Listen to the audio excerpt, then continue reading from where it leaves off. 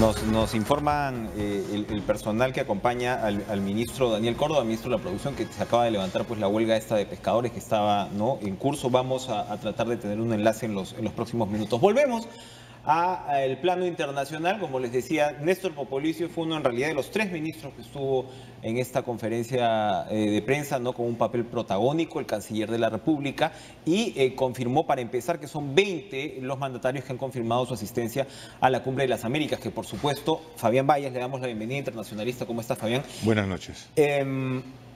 Primero, esto pues fue un factor de preocupación marcado, a la hora de la crisis que desembocó en la renuncia de Pedro Pablo Kuczynski, porque se decía, bueno, ¿cómo vamos a quedar? Vamos a quedar como un país bananero, donde el presidente renuncia justo antes de un encuentro tan importante como este, donde además no solamente el tema de corrupción es fundamental con todo lo que está viviendo la región, sino el tema de Venezuela, donde el país había asumido pues un liderazgo importante. Ahora, el canciller ha querido, me imagino yo, poner paños de agua tibia, al anunciar que son 20 los que por lo menos ya han confirmado su presencia hasta el momento. ¿Eso es tranquilizador? Sí, no necesariamente. Si hay una institución del Estado que tiene una política propiamente del Estado, con cierta continuidad, esa es justamente la Cancillería peruana. Entonces, un cambio de gobierno no significa un cambio de política de Estado. El haber dicho que continúa la cumbre con la misma temática, con las mismas decisiones tomadas ya anteriores cancilleres. Sobre Venezuela. Además, sobre Venezuela, yo creo que refleja justamente que se está respetando una política de Estado, más aún respaldado por los países de la región. Ahora, lo que ha dicho de estos 20 países, desde luego que es un espaldarazo a que cree que esto va a ser una reunión donde sí se va a discutir este tema de corrupción de una forma seria y metódica. Sin embargo, todavía no se sabe quiénes son estos 20 países. Eso es importantísimo. Claro, porque yo lo que me temo es que puede haber 2 escenarios que ojalá que no suceda. Uno de ellos es que los países del ALBA, que son 11, y en el cual han firmado un comunicado respaldando la intervención o que sea aceptado Nicolás Maduro en Lima, en la reunión de Lima, pueda desistir de venir. Ese es el peor escenario que espero que no suceda. O en otra alternativa es que puedan venir, pero más que participar activamente en la temática de la cumbre, más interesados están en ganar en la tribuna pública que se va a formar en Lima. Que eso es muy hábilmente el presidente Nicolás Maduro lo utiliza, Ahora, ¿Maduro está saliendo de Venezuela? ¿Él está saliendo ahora? Porque uno se imagina con la situación tan precaria que vive el país. No sé si él esté saliendo, entrando. No sé si acá haya también un juego de provocación en lo cual es tan bueno Maduro, o tan efectivo, mejor dicho, y que al final pues el tipo decide no venir. Ya. Si nosotros revisamos la última semana, por ejemplo, lo que ha ocurrido políticamente interno en Venezuela, por lo menos en 2 oportunidades ha habido rumores de podas a nivel militar, Ha habido rumores de que supuestamente, con apoyo de algunos países exteriores, fijándose específicamente en Colombia y en Estados Unidos, se estaría gestando un golpe de Estado dentro de Venezuela, Eso puede influir, digamos, en la decisión de venir o no venir. Claro, pero eso, digamos, es en lo formal. Pero en lo práctico marquetero, él sabe muy bien que diciendo que va a venir, va a crear las expectativas necesarias y una tribuna mediática que lo puede utilizar a favor. Incluso si manda a un representante, y hace pues todo lo que puede hacer vía Skype o lo que sea, va a tener acá, porque está la cumbre paralela, además, la cumbre de los pueblos, que tiene pues también su funcionamiento. Así es, y que es algo normal que suceda a cada cumbre. Ahora, Donald Trump es un factor, digamos, polarizador, evidentemente, en estos momentos. América Latina no lo quiere, y él sí ha confirmado su asistencia. ¿Cuál va a ser el efecto que puede tener? ¿Le conviene a la cumbre la presencia de Trump o de repente le convendría tener un Trump mucho más discreto? Si revisamos la historia de las cumbres que han habido, las 7 anteriores, vamos a encontrar que todos los presidentes estadounidenses han ido a la cumbre, han estado. El que no esté presente Trump es un gran mensaje de que a la región no le importa absolutamente nada. Bueno, yo creo que también le importará muy poco dentro de su política exterior, pero sí le interesa en estos momentos el tema de Venezuela. Creo que si va a venir, él va a tratar de poner en la agenda en temas muy específicos. Ya hizo un llamado de atención muy severo a Colombia por no haber cumplido planes para la erradicación de la coca, el narcotráfico y también, digamos, a los países productores de coca, en el cual también se encuentra Bolivia y Perú. Y además de eso, México está en la Alianza del Pacífico con nosotros y México pues ha sido el más humillado, insultado, todo el tema del muro.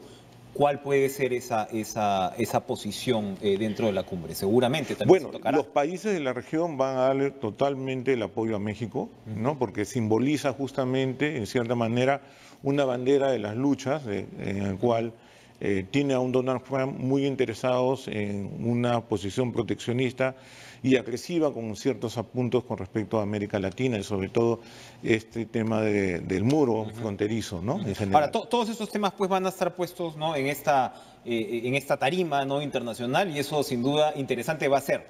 Pero lo que va más allá, cuando se habla de las medidas para combatir la corrupción, siempre pues se dice que si estas cumbres funcionan, que si no funcionan, a la hora de la hora han salido cosas, ¿no?, de estos eventos. Pero ¿qué medidas regionales se podrían tomar para combatir la corrupción en serio, en circunstancias como estas, cuando tienes un Congreso peruano que ni siquiera llega a una reforma electoral que vaya en dirección realmente a controlar la corrupción? ¿Qué podemos esperar más allá del discurso? Allí me parece que falta un poco más de difusión de lo que ya se ha venido desarrollando en la Cancillería. No es que todos los presidentes se van a juntar y van a comenzar a hablar sobre el tema.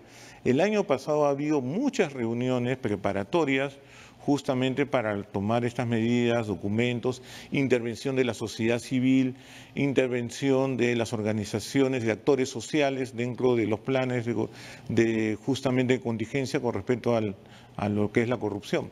Entonces, no es que se vaya a comenzar a pensar en un plan o algunas ideas, sino esto ya se han venido bosquejando para formar lo que sería el acta final de Lima, en el cual se firmaría y estarían todos de acuerdo. ¿Y qué se dice? ¿Qué es lo que sabemos de los trascendidos? Bueno, ¿hacia dónde apuntaría por lo que se sabe es que se va a fortalecer mucho lo que es el proceso de atacar el problema desde una perspectiva multilateral, internacional, ¿no? Por ejemplo, mucha información que no se tenía de estas empresas hace 10 años, de cómo operaban los brasileños, ya se sabía en algunos países que no tenían buenas artes al momento de ingresar su capital. Por algo esto ha ocurrido en nuestros países y no en otros, ¿no? O sea, por algo, como dices, en Europa, ¿no? O sea, que ya tienen no solamente herramientas como las de la OCDE, ¿no? Que cuando dicen, ¿para qué queremos ir a la OCDE? Bueno, para este tipo de cosas sirven, pues para estos estándares.